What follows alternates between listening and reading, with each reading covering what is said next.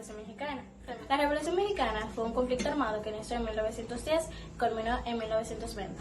Es considerada uno de los eventos sociales y políticos más significativos en América Latina y Occidente. Consistió en un conjunto de insurrecciones armadas opuestas a los sucesivos gobiernos que prosiguieron a la caída de la dictadura de Porfirio Díaz, conocida como el Porfiriato, y que se extendieron hasta la Tercera Guerra del siglo. Algunas de las causas de la Revolución Mexicana son la dictadura de Porfirio Díaz, que duró más de 30 años, la desigualdad social y la concentración de riquezas, despojos de tierras a los campesinos, nadie tenía libertad de expresión, entre otras. Personajes principales de la Revolución Mexicana. Porfirio Díaz fue un presidente de México hasta en 7 ocasiones, gobernando la nación durante 31 años y creando especies de una dictadura. Pascual Orozco, general revolucionario mexicano, fue el primero en levantarse de armas de Porfirio.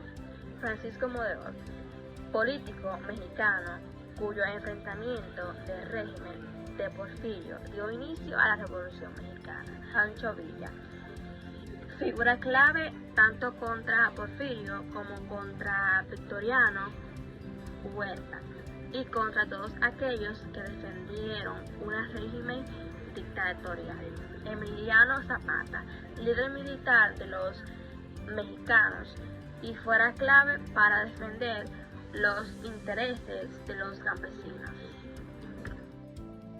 Porfirio Díaz ya estaba muy avanzado de edad y aseguró en una entrevista que se retiraría sin reelección. Francisco Madero decide iniciar una lucha contra su gobierno. Al enterarse de las intenciones que tenía, Porfirio lo mandó a encarcelar.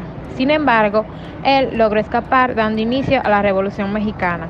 Una vez libre, Madero redactó el Plan de San Luis, donde proponía anular las elecciones de 1910 y convocar a la lucha armada en contra de su gobierno.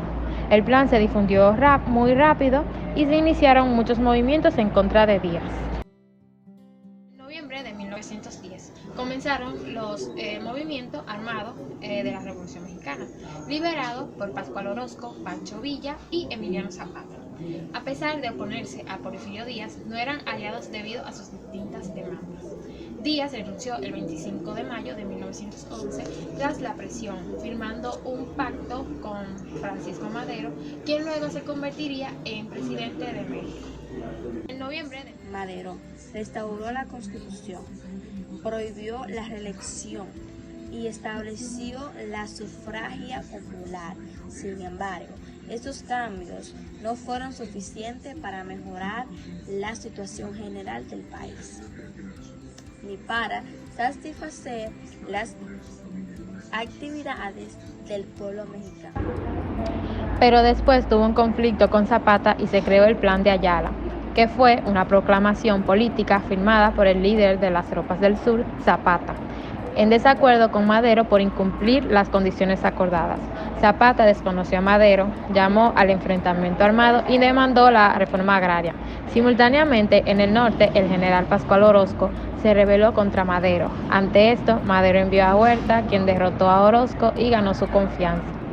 En eso ocurrió la Decena Trágica, que fue un golpe militar contra el gobierno de Madero en febrero de 1913, liderado por los generales Mondragón, Bernardo Reyes y sus seguidores. Tras ser herido el general Villar, Madero designó a Huerta para defender el Palacio Nacional. Huerta, sin embargo, conspiró con el embajador de Estados Unidos para derrocar a Madero y asumir la presidencia. Tras el arresto y posteriormente asesinato de Madero y Pino Suárez, Huerta se convirtió en dictador, anulando las libertades civiles con apoyo de hacendadores, gobernantes y militares, excepto los gobernadores de Sonora y Coahuila. Tras la renuncia de Huerta a la presidencia, se dieron desacuerdos y acuerdos entre Carranza, Villa y Zapata, lo que llevó a la Convención de Aguascalientes en noviembre de 1914. Tras conflicto y descontento, Carranza convocó a un Congreso Constituyente y se promulgó la Constitución del 5 de febrero de 1916. Esta nueva Constitución reconocía a los derechos laborales, como se establecía jornadas laborales de 8 horas, salario mínimo, reforma agraria, expropiación de tierra y la separación de la Iglesia del Estado. Carranza fue asesinado en 1920 y Álvaro Obregón fue elegido presidente. Zapata y Villa, que fueron asesinados en 1919 y en 1923, respectivamente, marcaron el fin de la Revolución Mexicana, que ya terminó en 1920. La mexicana tuvo muchos legados. Entre ellos, la promulgación de una nueva constitución en 1917, la nacionalización del suelo, el subsuelo y el petróleo, la reforma agraria, la mejora en la situación laboral de los trabajadores y la emisión de una nueva ley electoral a partir de noviembre de 1911, con Francisco Madero, quien introdujo por primera vez el voto directo para la elección de diputados y senadores federales. Algunas de las consecuencias son 3.4 millones de vidas afectadas, no se cuenta con una cifra exacta del número de fallecidos durante el conflicto, pero se estima que entre 1 millón y los 2 millones de personas. Impacto artístico y literario. Numerosos autores mexicanos retrataron en sus obras lo ocurrido, creando sin saberlo un potente músculo estético y artístico que rendiría frutos en la cultura de su país posteriormente. Algo similar ocurrió en el cine y la fotografía, pues ellos retrataron abundantemente los años de conflicto. Datos curiosos.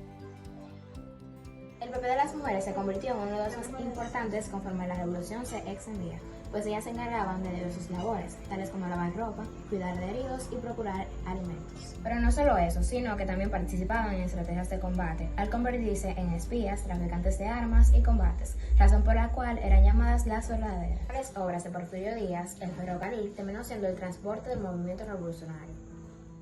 En fin, la Revolución Mexicana tuvo un profundo impacto en la sociedad, al impulsar reformas agrarias y laborales, que beneficiaron a las clases desfavorecidas. Esos cambios sentaron las bases para una mayor equidad social.